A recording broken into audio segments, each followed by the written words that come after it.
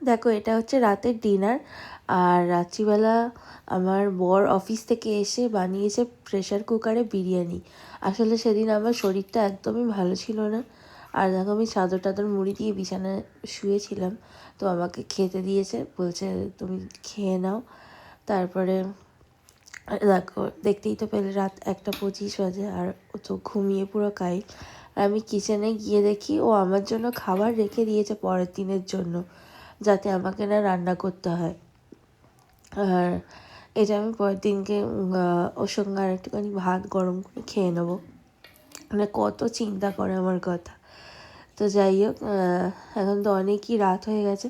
আর ও যেহেতু অফিস থেকে এসে বানিয়েছে, আমাকে বলেই দিয়েছিল তোমায় কিছু করতে হবে না, ওই জন্য রাতটা হয়ে গেছে। গুড মর্নিং সবাইকে।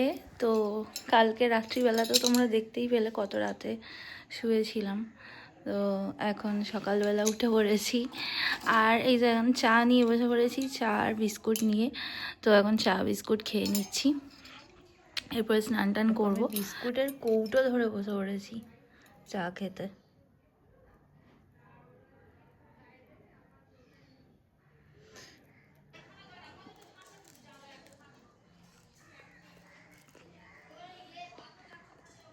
আমার সত্যি কথা, সকালবেলা চা না খেলে না আমার দিনটা একদম ভালো যায় না। চাটা আমার প্রতিদিন লাগে, আর আমি আদা দিয়ে চা খেতে খুব পছন্দ করি।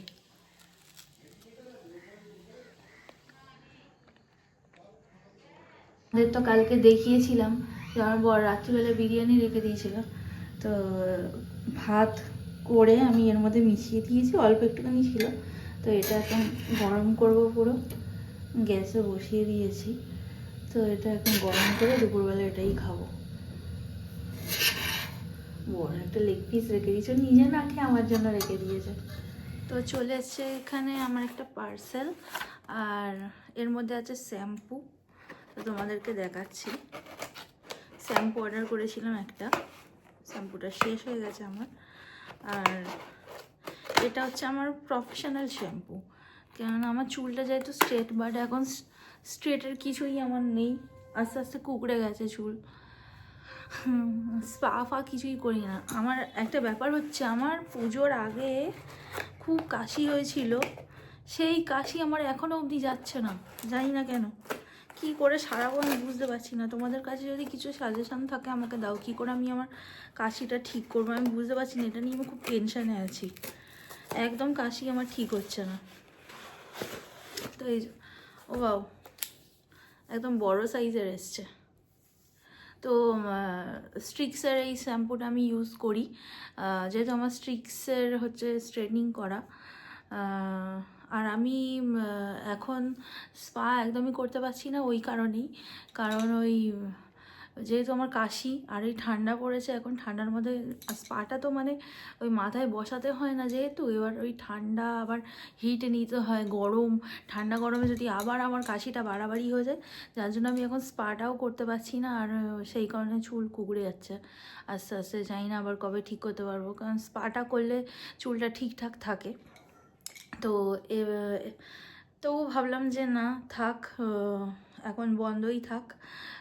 তবু প্রফেশনাল শ্যাম্পুটা মেখে যদি চুলটা ঠিক থাকে, সেই জন্য আমি শ্যাম্পুটা ওই জন্য চেঞ্জ করছি না। শ্যাম্পুটা আমি প্রফেশনাল রাখারই চেষ্টা করছি।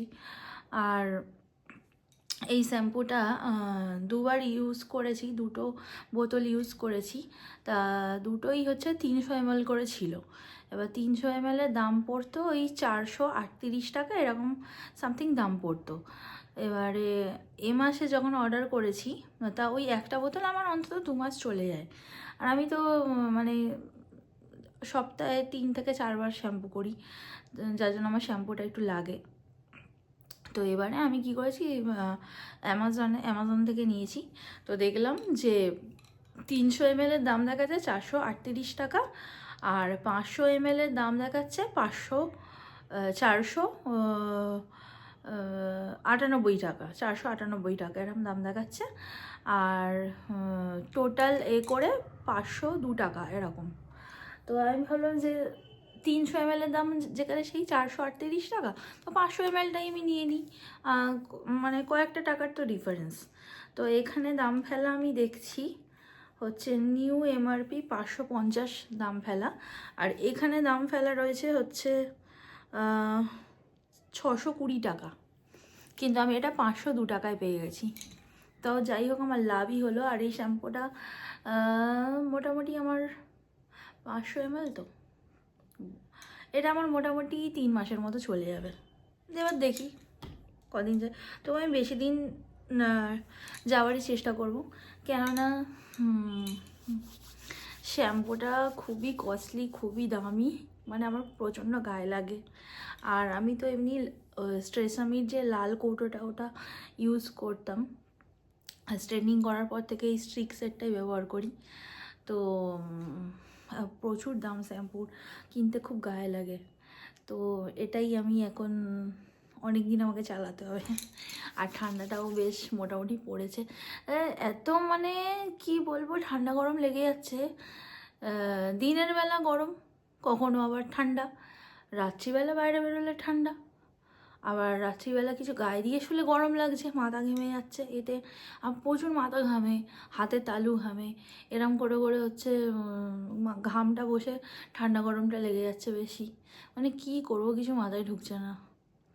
তো যাই হোক, শরীরটা তাড়াতাড়ি ঠিক করতে হবে। আর তোমরা যদি জেনে থাকো যে এই খুসখুসে কাশি, মাঝে মাঝে ঘ্যারঘ্যার ঘ্যারঘ্যার করছে গলার কাছে, আবার মাঝে মাঝে খুসখুস খুসখুস কাশি হচ্ছে, তো ডাক্তার তো দেখিয়েছি, ডাক্তারের ওষুধ খেয়েও কিছু হয়নি। তারপর আমার বর একবার দোকান থেকে বলে ওষুধ এনে দিয়েছে, সেই ওষুধ খেয়েও কিচ্ছু হয়নি। তারপরে দিদুন কদিন আগে দোকান থেকে বলে আবার ওষুধ এনে দিয়েছে, সেটা খেয়ে একদিন দুদিন একটু কাশিটা কম ছিল, আবার যেইকে সেই, কিন্তু ওষুধটা আমি এখনও খাচ্ছি। ওষুধটা খেলে এত পরিমাণে গা গোলায়, আর গা গুলিয়ে মানে প্রচণ্ড বমি হয়ে যায়, মানে যা খাই সব আমার বমি হয়ে বেরিয়ে যায়। তো কি করব, আমার কিছু ভাল লাগছে না। তোমাদের কাছে যদি জানা থাকে যে এই কাশি কি করে ঠিক করা যায়, আমার দিদুন তো মানে প্রতিদিন আমাকে টোটকা বলে দিচ্ছে, মানে এই কর, ওই খা, সেই খা। কালকে একটা কি নতুন টোটকা বললো, কি পান দিয়ে কি ফুটিয়ে একটা কি যাই হোক বললো, আদা ফাদা দিয়ে ফুটিয়ে খা। আমার ওসব করার একদমই মানে ধৈর্য নেই যে বানিয়ে খাই, আবার বলছে গোটা আদা খায় সেই খা। আর আমার তো এসব খেতে একদমই মানে ভালো লাগে না। তো যাই হোক, তোমরা যদি জেনে থাকো যে কি করলে কি কমবে, আমাকে প্লিজ একটু জানিও তোমরা। চলো পরে দেখা করছি আবার।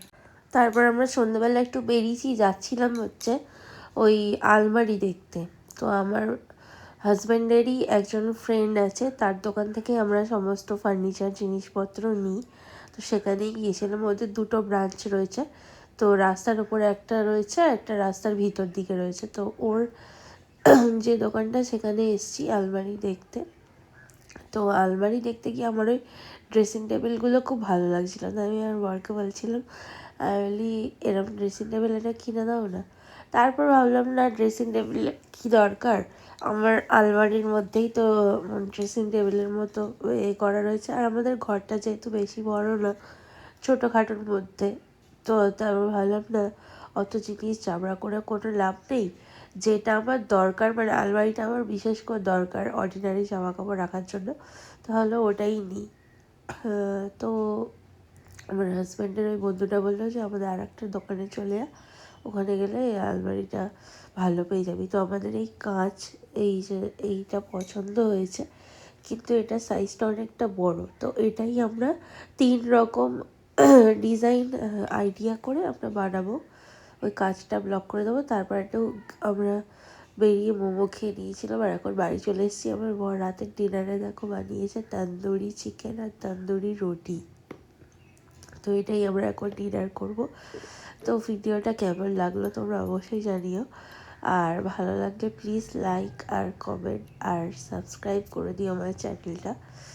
তো অনেক দিন তোমাদের সাথে কোনো লং ভিডিও শেয়ার করি না, তার জন্যই লং ভিডিও তোমাদের সাথে একটা শেয়ার করলাম, কারণ প্রতিবারে তো আমি শর্ট ভিডিওই শেয়ার করি তোমাদের সাথে, তাই ভাবলাম একটা লং ভিডিও তোমাদের সাথে শেয়ার করি। আর এখন রাত্রিবেলা আমরা খাওয়া দাওয়া করে নিচ্ছি, আর খাবারটা সত্যিই খুব ভালো হয়েছিল খেতে। তো ভিডিওটা কেমন হয়েছে তোমরা অবশ্যই জানিও, আর এইভাবে আমার পাশে থেকো, আর প্লিজ তাড়াতাড়ি একটু আমার চ্যানেলটা সবাই একটু সাবস্ক্রাইব করে দাও। তো চলো আজকে মতো টাটা। তোমাদের যদি ভিডিওটা ভালো লাগে তো আরও আমি লং ভিডিও তোমাদের সাথে শেয়ার করব। তো ঠিক আছে, গুড নাইট সবাইকে।